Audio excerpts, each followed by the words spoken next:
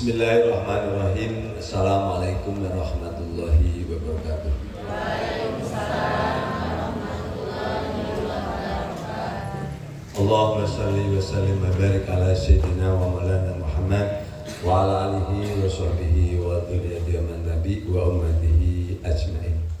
Rabbi zidni ilma wa rizqni rahma. Rabbi shrah li sadri wa yassir li amri wa hlul 'uqdatam min lisani yafqahu qawli. Amin ya rabbal alamin.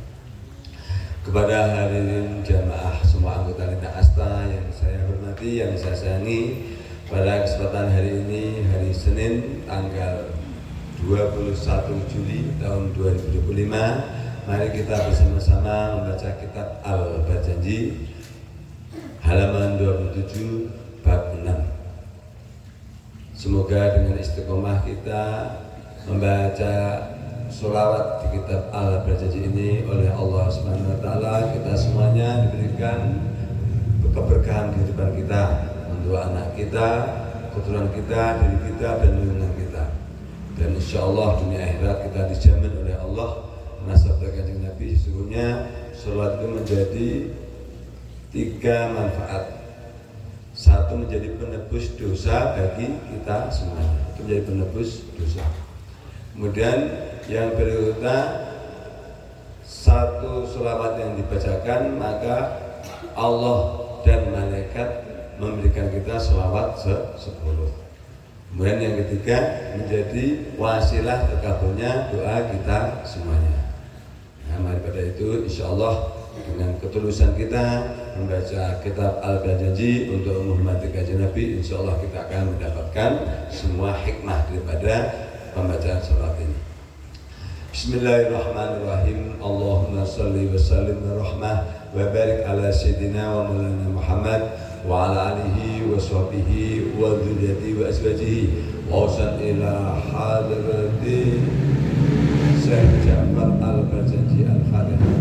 A'udzu billahi minasyaitonir rajim. Bismillahirrahmanirrahim. Alhamdulillahirabbil alamin arrahmanir rahim maliki yaumiddin.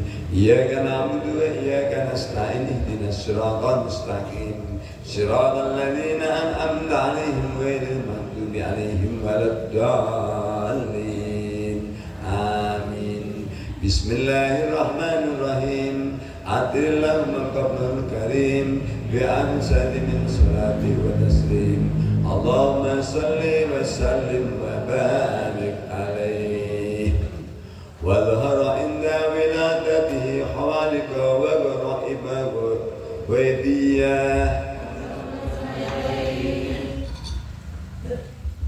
irhasul lil buwati wa ilaman bi anna muhtadullahi ta'ala wa mustadah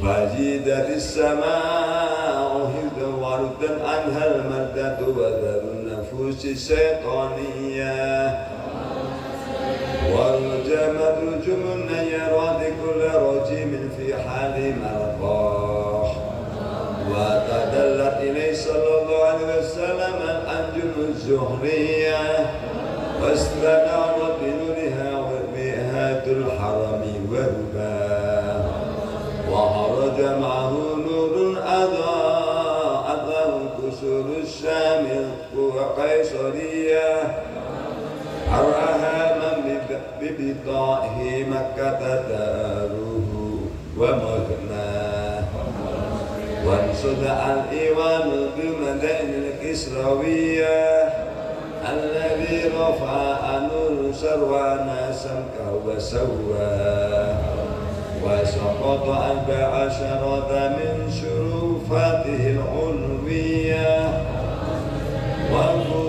وكسر ملك كسرى لحالم عصب وعراه وحمدت النيران المبعودة بالممالك الفرسية لدروع بدره المنير وإشراق محياه وغادت حيرة الساعة وكانت بين همذان وكن من بلاد العجمية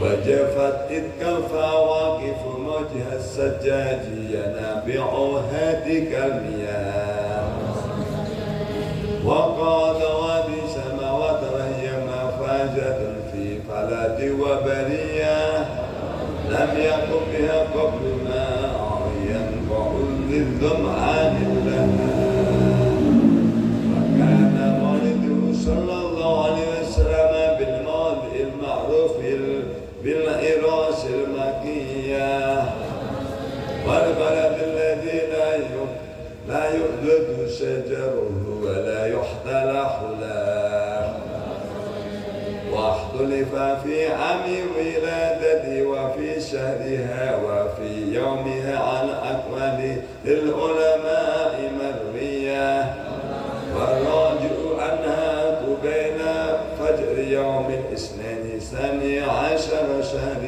ربيع الأول من عام الفيل الذي صده الله عن الحرام وحماه عذر اللهم قبره الكريم بأمثال من صلاة وتسليم اللهم صل وسلم وبارك عليه. Saya bacakan artinya ya. Bismillahirrahmanirrahim. Allahumma qabrul karim bi'afin sadi min salati wa taslim. Ya Allah, harumkanlah makam Nabi Muhammad sallallahu alaihi wasallam yang mulia dengan semerbak pewangian sholawat, rahmat dan penghormatan. Allahumma sholli wa sallim wa barik alaihi. Ya Allah, limpahkanlah rahmat, sholawat, keselamatan dan keberkahan kepada Nabi Muhammad sallallahu alaihi wasallam.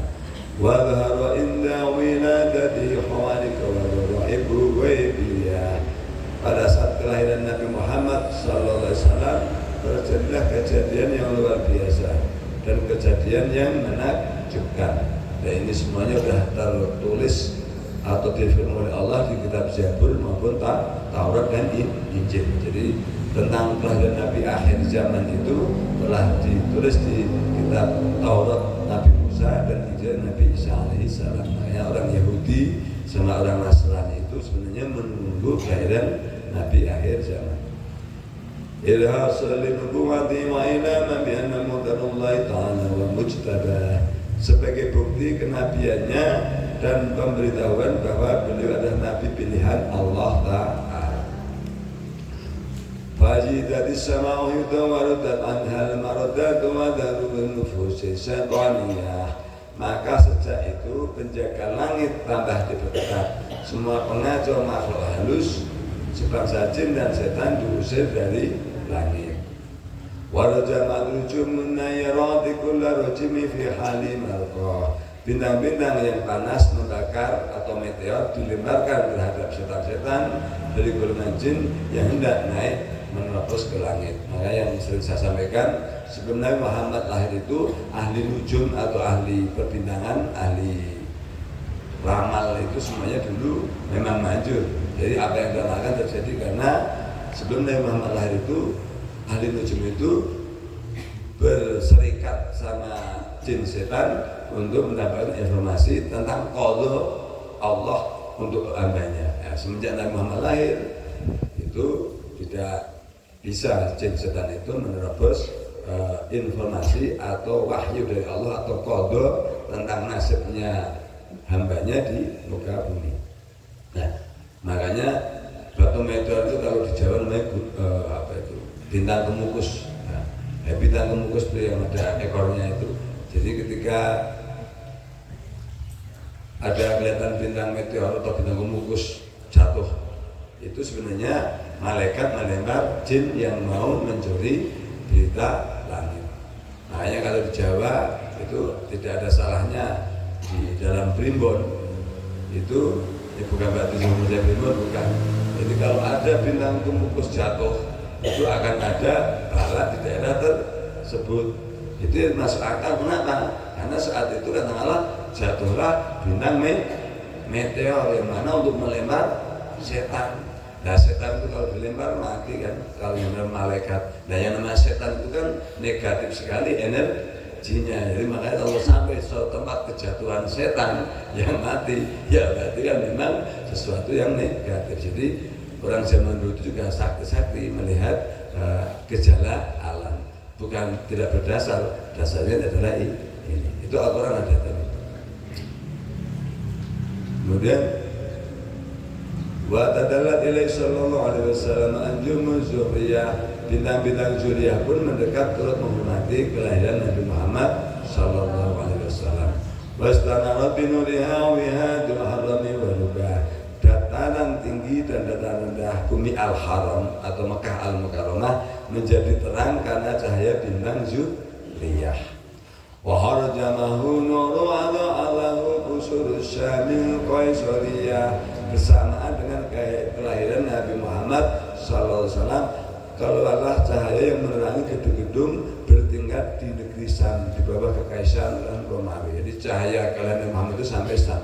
Sam itu kalau sekarang itu daerah Syria, Lebanon, kemudian Yaman, luas sekali sampai sana. Kemudian daerah Timur Tengah. Jadi menandakan bahwa Nabi Muhammad itu rahmat semesta alam. Farahana man bidahi maka badaruhu wa magna, sehingga bintang zuriyah dapat disaksikan oleh setiap penduduk Mekah. Makanya saya menciptakan Nabi Muhammad nurul alami. Nabi Muhammad cahaya semesta alam. Ini kelahirannya sudah menerangi seluruh jagat alam. Secara lahiriah seperti itu, secara hakikat menerangi jiwa-jiwa manusia biar tidak tersesat, diberikan petunjuk oleh Allah melalui risalahnya Kanjeng Nabi. Wan sada alaihi wa bil madain al-Kisrawiyah, istana-istana di negeri Madain, kerajaan Kisra atau Persia, sekarang Iran, hancur berantakan. Di Iran itu dari dulu kerajaan yang besar, namanya Persia. Alladzi rafa'an Anuswarwan Samkawa Sawah, yaitu bangunan tinggi bertingkat dan dibuat megah semula oleh Raja Anuswarwan. Raja Anuswarwan ini keturunan bangsa Persia. Bangsa Persia itu bangsa Arya. Bangsa Arya itu kalau di pewayangan itu yang menjadi di Mahabharata itu namanya di Hastinapura, jadi Pandawa, Kurawa yang sekarang menjadi orang India yang ganteng-ganteng, cantik-cantik itu orang keturunan Arya, orang Persia, orang Jerman, orang India yang ganteng-ganteng itu adalah bangsa Arya. Makanya orang India itu tidak semuanya ganteng. Kalau India yang selatan sana, mohon maaf, ya jelek ya, keriting. Yang ganteng-ganteng itu bangsa Arya, aslinya orang Persia. Jadi orang Persia itu memang orang bulan. Jadi orang Persia itu sebagian migrasi ke Jerman, menjadi orang pencipta bom, pencipta pesawat, itu orang Persia. Kemudian India menciptakan joget-jogetan itu, Mahabharata itu dari India. Jadi makanya orang Persia sekarang itu menjadi Iran hebat itu wajar karena contoh percikannya India sama. Nah, makanya ada Mullah Warman. Mohon maaf, bangsa-bangsa kita itu yang hebat itu bangsa Arya sebenarnya. Nah, kalau jadi raja-raja di Purnawarman contohnya di Tarumanegara dan sebagainya itu orang-orang Persia. Jadi kalau bangsa kita ya alhamdulillah boleh mengaku saja. Kalau sebenarnya bukan keturunan orang hebat. Keturunan hebat itu dari bangsa itu. Kenapa? Karena itu darah-darahnya para nabi. Para nabi itu memang orang pilihan. Jadi, makanya tidak ada orang seunggul bangsa Arab, nggak akan ada. Jadi buktinya begini bagus. Contoh ganteng-gantengnya orang bule itu di televisi, gantengnya warnanya ganteng gitu. Tapi kalau kita dekat, mohon maaf ya babi, merah jelek gitu. Yang cantik sama orang bule itu merah. Tapi kalau di TV cantik. Tapi kalau orang Timur Tengah enggak. Orang Timur Tengah itu antara asli sama di TV itu cantik dan di aslinya kalau orang Timur Tengah, orang Arab Timur Tengah. Jadi tidak boleh tidak hitam, kuning lah langsat, hidung mancung, dagu lancip, alis bagus, itu nyata orang Arab. Kenapa? Emang bangsa-bangsa beda ketua Nabi Muhammad. Nah, kemudian ini sudah sedikit. Nah kalau yang namanya orang Ismail itu juga orang-orang hebat. Kenapa? Ini merupakan nabi-nabi besar. Cuman bangsa Israel ini bukan bangsa pejuang, bangsa budak. Jadi bangsa Israel ini dulunya budak, bendel, makanya bedanya menghasut. Di Israel itu dulu kan budaknya orang Mesir. Jadi makanya akhirnya dibebaskan oleh Nabi Musa alaihissalam. Jadi kan dia budaknya Firaun selama 300 tahun. Jadi Firaun itu hebat. Jadi Ramses namanya Ramses Agung. Jadi kalau yang memperbudak itu orang Mesir. Orang Mesir namanya orang Kipti. Jadi kalau banyak pengetahuan, orang Kipti itu orang Mesir asli. Dia bukan keturunan nabi-nabi, tapi orang kuat. Saingannya Persia. Itu dia memperbudak orang Israel selama 300 tahun. Jadi kalau orang Israel perang sama Iran pasti kalah. Kenapa? Nyalinya dari dulu orang Persia itu raja-raja, orang Israel itu ada budak dimerdekakan oleh Nabi Musa alaihissalam. Ya kurang lebih pada saat Nabi Muhammad SAW itu Persia yang hebat itu runtuh. Jadi 14 bangunan tinggi dan balkonnya itu runtuh itu saat. Kemudian api pemujaan Persia, semua api, kan orang Persia namanya agama Majusi, agama yang menyembah api. Semuanya apinya padam saat itu juga. Kemudian setelah itu air di Mesir itu kan namanya Sungai Nil. Sungai Nil yang saingannya Sungai Gangga, sama itu. Sungai Gangga itu tempat pemujaan, Sungai Nil juga sama. Makanya kalau di sejarah SMP saya dulu, jadi Sungai Efrat, Sungai Tigris, Sungai Nil itu ada anugerah bagi Timur Tengah. Itu kata guru saya namanya Bu Zubaidah itu. Saya masih ingat. Jadi sungai bangsa Timur Tengah itu diakui 3 sungai. Sungai Efrat, Sungai Nil, kemudian Sungai Tigris. Maka lahirlah peradaban tinggi. Nah, kenapa Borobudur sehebat itu tidak dianggap peradaban tinggi? Karena tidak meninggalkan teknologi dan ilmu pengetahuan. Kalau orang Mesir itu meninggalkan pengetahuan, orang mengenal tulisan, orang mengenal angka, mengenal tentang matahari, perhitungan bulan, itu Mesir. Kemudian bangsa Persia sama, menciptakan roda, menciptakan fisika, itu orang Mesir. Borobudur itu hebat, cuman hanya menciptakan batu bertumpuk, tetapi tidak meninggalkan ilmu pengetahuan, sehingga makanya tidak sehebat di Mesir sama di Persia. Jadi kalau lebih kelahiran Nabi itu insya Allah sebetulnya sudah saya baca ini seperti itu. Semoga dengan begitu kita sedikit belajar biar pengetahuan ini luas. Kalau kita mengenal luas, kita itu tidak mudah diakalin orang. Nah, kalau ketipu itu adalah bukan berarti katakanlah kita itu istilahnya bodoh, tapi karena kita membiarkan diri kita ditipu, tidak apa-apa. Jadi ketipu. Jadi tapi kita tahu kalau kita banyak pengetahuan, makanya ya fa'alladzina amanu utul ilmu darajat. Jadi Allah itu hanya mengangkat orang itu dari 2, satu iman dan ilmu pengetahuan. Tanpa itu orang nggak akan naik derajatnya. Harta tidak, itu karena firman Allah. Yang mengangkat derajat orang hanya ilmu dan iman. Demikian. Semoga kita selalu dapat keberkahan dari keistimewaan kita membaca surat Nabi Muhammad sallallahu alaihi wasallam. Bila hidayah, wassalamualaikum warahmatullahi wabarakatuh. Waalaikumsalam warahmatullahi wabarakatuh.